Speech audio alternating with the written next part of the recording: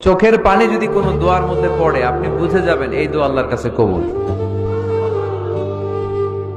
চোখের পানি এত দাম, দুই ফোঁটা পানি আল্লাহর কাছে সবচাইতে প্রিয়। এক হচ্ছে জেহাদের ময়দানে শহীদের শরীর বেয়ে ঝরে পড়া রক্তের পানির ফোঁটা, দ্বিতীয়টা হলো অনুতপ্ত বান্দার চোখের পানির ফোঁটা।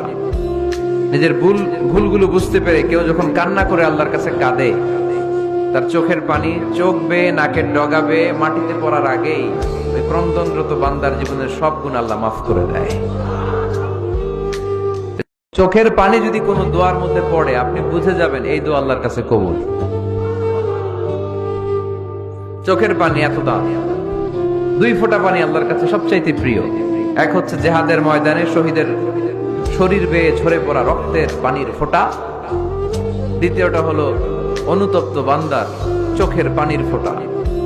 নিজের ভুলগুলো বুঝতে পেরে কেউ যখন কান্না করে আল্লাহর কাছে কাঁদে, তার চোখের পানি চোখ বেয়ে নাকের ডগা বেয়ে মাটিতে পড়ার আগেই ওই ক্রন্দনরত বান্দার জীবনের সব গুণ আল্লাহ মাফ করে দেয়।